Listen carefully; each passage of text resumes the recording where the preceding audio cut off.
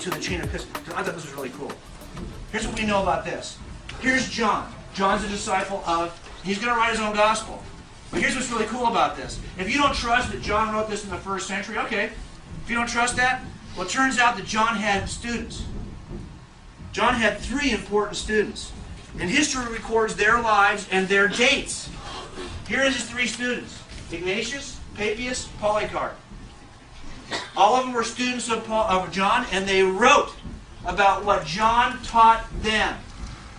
While John is still alive, I put a mean date of 70, kind of when he's most active. He's got 3 students, and he tells them the story. He tells them his eyewitness account. And then they write about it. And guess what they write? It's kind of cool. They're writing around the first part of it, very, very early. Here they are. They become leaders in their own right later on. And the first guy, he writes 7 letters that are still surviving. He wrote a lot more than that, but he wrote 7 that still survive. And in those 7 letters, he quotes or alludes to 7 to 16 New Testament books, including Matthew, John, Luke, and several of Paul's letters. So already at this date, early in history, he's quoting from, he's the student of John, chain of custody. John's handing the scripture to him. He's going to write about it and hand it to somebody else, and we're going to move down the chain of custody.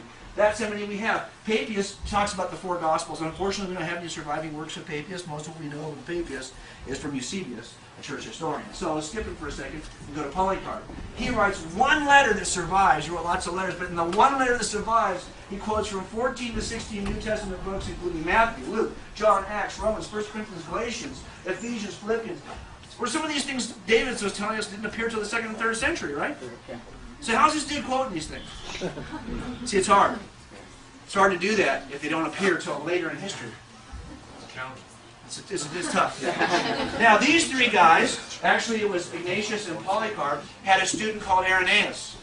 Irenaeus was a guy who became a leader in his own right in the area in France now. When he's writing, he identifies 24 New Testament books. He says that these are Scripture. He's got a mean date of around 185 AD. But already, all of those books, he believes, are canon. Now remember, they're saying, oh no, canon was formed late by these liars. But we know already, at 185, 24 New Testament books are considered to be Scripture here. And what is the chief criteria of the New Testament book? Was it written by an eyewitness? That's big. So, it's for us to say in this century, it's really curious that David said, a lot of what I'm writing in my book is not just to convince Christians, it's to convince other atheists. He's so far on the fringe that these atheist friends don't even agree with him on these ideas. Because honestly, history doesn't help him. The chain of custody does not help him. Go. How do we know that the guys on the previous slide, you said that they quoted New Testament books? Yes. We still have those texts. We still have their letters. Okay. Now I'm going to show you a thing that they'll complain about. Atheists will complain about there. Because Well, they'll say, well gosh, the quotes don't seem to be word for word quotes. They seem to be more allusions. Like maybe there's an oral tradition, but I'm going to talk about that. Well, I was actually, that was my question. That's your question. Okay, I'm going to cover that because I think it's important. No, that wasn't the question. Oh, wasn't your question? I'm sorry. Okay, sorry. No. My question was, how do we know that those New Testament books weren't quoting those letters? How do we know it wasn't the other way around? Aren't one of the what? The letters of those guys. Well, what we have is we have letters from these guys to their local church in which they are quoting, or at least here for by the time of Irenaeus, he's actually titling the letters that he considers to be Scripture. Oh. See, that's what I'm talking about. So these writers are actually saying, they're quoting pieces. Remember how Paul quoted Luke, and he said, this is Scripture? He quotes out of Deuteronomy and Luke to his readers. Well, those 3 are quoting Scripture to their readers. That means the Scripture has to be in place so that their readers will recognize it as Scripture. It has to be circulating for a while. Go. How long did it take to copy manuscript? We'll talk about. I'm going to talk about that in a second too. I got so much to cover. I'm afraid I will get to that. I promise you. I'll get to that. That's part of what we'll talk about. Go. I'm sorry, really fast. Yes. I'm assuming you've explained this to David because you said that you Yeah, I actually wrote a lot on the non-canonicals, and David, because he had just posted something on Facebook for the non-canonicals, so I shot him my thing, and so we go back and forth on the What is he saying? How does he diffuse? Well, I think that really Brett hit it honestly.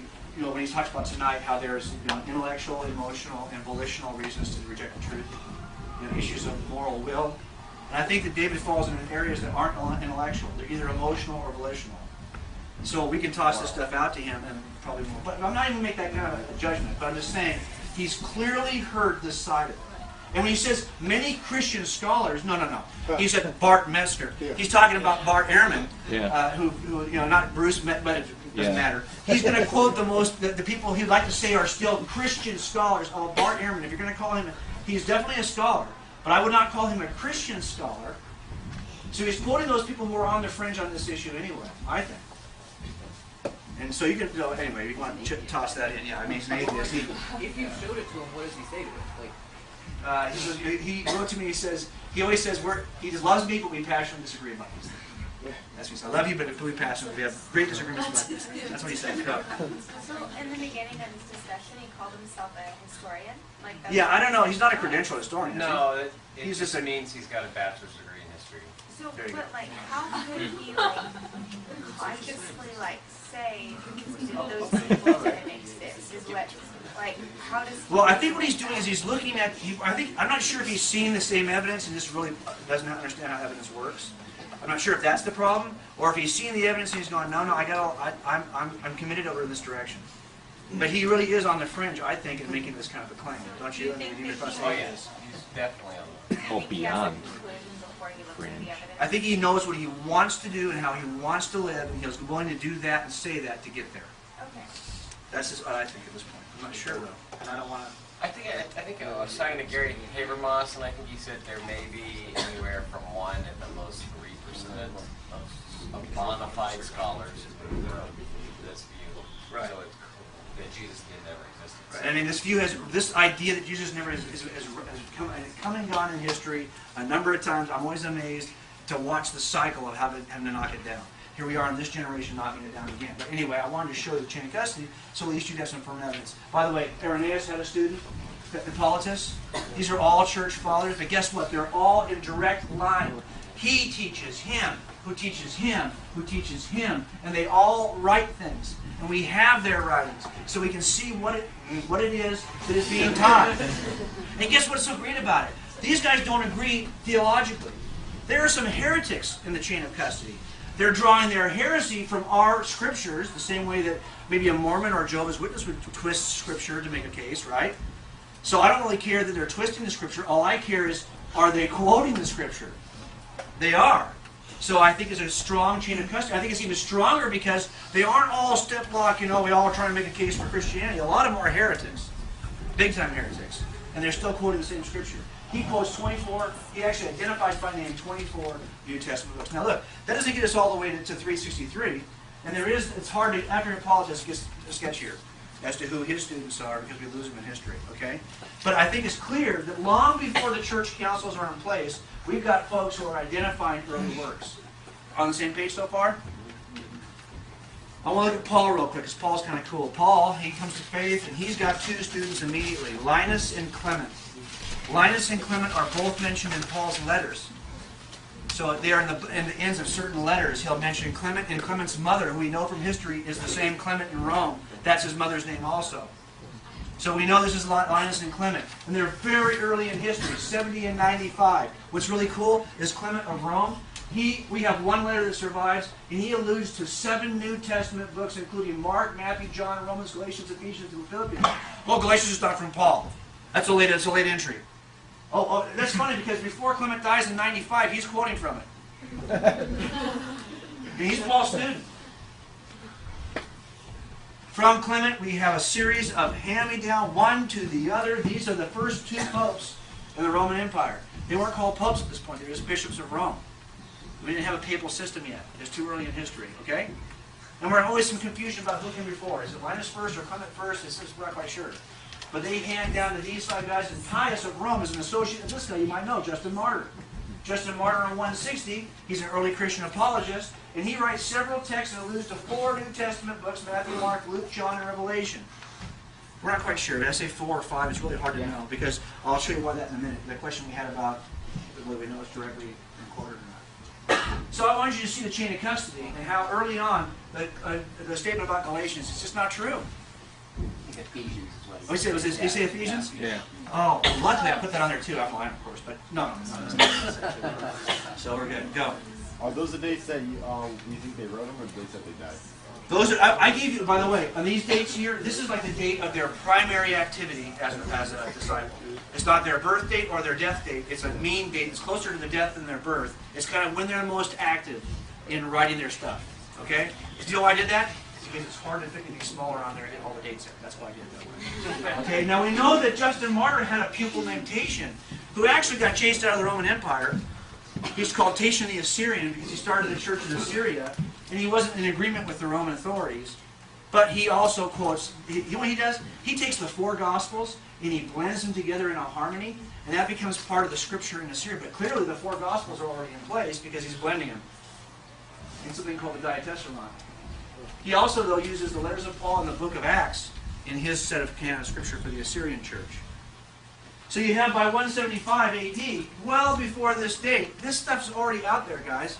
It's not created by the council, it's just recognized by the council. I'll give you one last guy, Peter. Peter, I think there's very good reason, I'm not going to go through all of it today, but there's very good reason to believe that Mark is writing for Peter. I've got a 47-page article, unfortunately, online about this. You may not want to read it. But, you know, people like, but David will say, you can't believe that Peter contributed to Mark's gospel? I'll give you an example of this. Jesus walked on water, right? Right. When he walked on water, as he approached the boat, what happened? Peter stepped out. Peter said, hey, don't get back out. He said, yeah, come on out. When he gets out, what happens? He starts to sink. And what does Jesus say? Doubted me. Oh, you have little faith. You know, where's this doubt coming from? What gospel is that in? Mark. It's not in Mark. It's in Matthew. No mention of Peter coming out of the boat in Mark. Well, see, clearly Peter couldn't have been involved. See, he does not get it. That it's missing is true, but he's missing the most important part in forensic studies. Why is it missing? It turns out that every embarrassing scene of Peter is missing in Mark. It is. I documented all of it. There's good forensic evidence internally to believe that Peter is the author of Mark. Mark makes Peter look best, even when Peter's a fool. Mark makes him look best. Okay, just so you know. So it's kind of interesting when you go through this stuff forensically, you know. So I believe that Peter is being written by Mark. So Mark's really our source here. Guess what? Mark leaves the area of Rome and goes down to the northern tip of Africa in Alexandria, and he finds 5 guys. He says, you guys are my guys.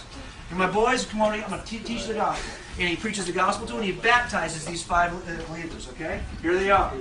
5 guys he baptizes, all in the 1st century, and these became the first 5 bishops of Alexandria in a row. All 5. Well, this last guy here, Justus, started a school, a catechetical school in Alexandria, and he appoints as a leader a guy named Pantaeus. Pantaeus works in this school, saving all the documents, everything that's been handed to him all along, and he then finds another guy who he passes these on to. Clement of Alexandria. Clement's the first guy for which we have actual letters that survive, and his letters survive. He quotes, guess what? All of the New Testament books. Everything gets quoted as early as 210 down in Africa. This is on the other side of the world of these days, okay? To get to Africa from Rome, no one is keeping track of what the other one is doing. What's so powerful about this is that it's happening in Assyria, in Rome, in North Africa, in Palestine. The New Testament is forming in all of these places, and there's no cell phones, guys. No one can talk to each other. That's pretty powerful. There's all these different regions. Turns out that one of Clement's pupils is a guy named Origen. And this guy, he also writes a ton he quotes all the New Testament, and he's writing commentaries on all these books. So we do have these surviving writings, so it's kind of cool. We also know that he set up his buddy Pamphilus, who was an associate of Eusebius. Then he's a great historian, church father. He quotes a lot of stuff.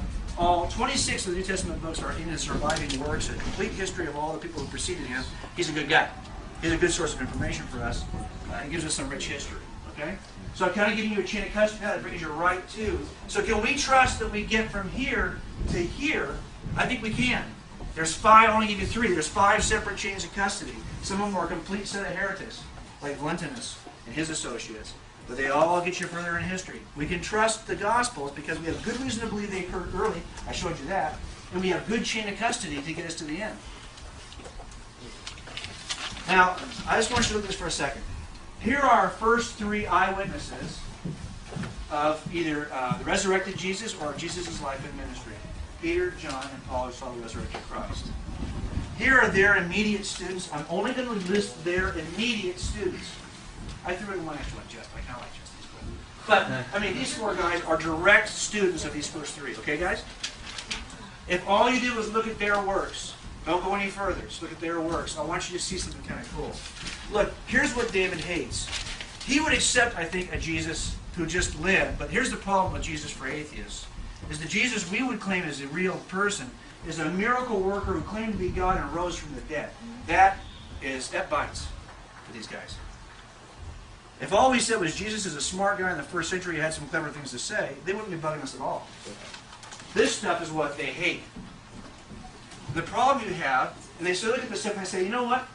Skeptics, they just think that they're all laid counterfeits. So they invented this guy in this capacity. Here's the problem. These first five guys in the chain of custody, they all described him as this. You may not like this fact, but you got to deal with it. Because he truly is described this way by the earliest disciples of the disciples. You can't get away from this description of Jesus. He's going to be a miracle worker. He claims to be God. This is all in the early first century. These writers are saying this about Jesus. Look, you know what? If we don't agree on anything else that's in the Gospels, that's good enough for me. The details may sit, but this is the good stuff. Is Jesus a miracle worker who had the power of God, who claimed to be God and rose from the dead? That's what I need to know. And it turns out the earliest writers affirmed that. Now, remember we said about sometimes the atheists will say, well, gosh, you know, when they allude to a passage of Scripture, it's not word for word exactly the same. How do we know they aren't just alluding to it and they aren't quoting Scripture? Well, look at these four different verses. I mean, I think if you saw these, you'd say, well, they're all kind of saying the same thing. But they aren't exactly the same. So they might doubt that this is an actual quote. If this was the passage in some text of the Gospel, and this is what, say, Clement said, they might say, well, yeah, it's close, but it's not the same. How do we know that there's a written text out there that he's actually quoting? Maybe he's just alluding to an idea that's common, but it's not from Scripture. Well, it turns out you have to keep certain things in mind. I just gave you four ideas here, four versions. It turns out they're all the exact same passage, translated four different ways by modern translators. So the problem you're going to have is that the translator of the NIV is probably not the guy who by himself has translated Clement's work. So his translation will not be exactly the same word for word. So you can't go on that. You can't look at that and say, well, it's not trustworthy. The next thing I want to point out to you is that they'll say sometimes, well, what if in the original Greek, Clement's letter is slightly different when it quotes Paul? Well, the problem you have here is that we know how Scripture is treated over the years. It's treated very nicely. We don't know how Clement's letter, which was not Scripture, was treated. It wasn't treated nearly as well. I kind of say that we got one that's treated like a BMW and one treated like a Kia. Okay? So unfortunately, we can't know for sure that these are going to be translated through history the same exact way.